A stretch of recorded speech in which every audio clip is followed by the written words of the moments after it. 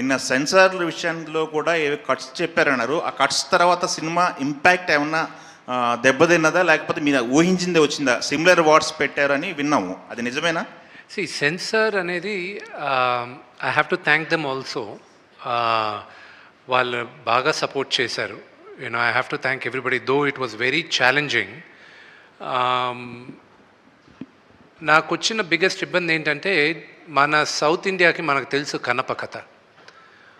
నార్త్కి వెళ్ళేసరికి శివలింగం పైన కాలు పెట్టేది, నోట్లోంచి నీళ్ళు పోసేది వాళ్ళు ఒప్పుకోల. దానికి నేను ఫైట్ చేయాల్సి వచ్చింది.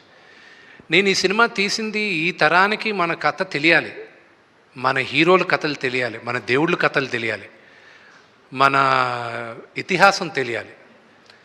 ఇదంతా ఏమైందంటే, లేదు ఇక్కడ గొడవలు అవుతాయి, ఇక్కడ ఎవరో ఒకరు కేసు వస్తుంది. నేను చెప్పా, ఇలా భయపడుతూ వెళ్దామంటే మనం మన మన హిందూయిజం గురించి ఎక్కడ చెప్పుకుంటాం? మన మన ఇలాంటి కన్నప్ప లాంటి డివోటీస్ గురించి ఎలా చెప్పగలను? ఈ తరానికి చూపించాలనే కదా నేను ఈ సినిమా తీసింది. మీరు నాకు యాక్చువల్గా first it was lot of discussion. దాని తర్వాత దెన్ వాళ్ళు ఇచ్చిన కట్స్ పెద్దగా ఏం లేవు.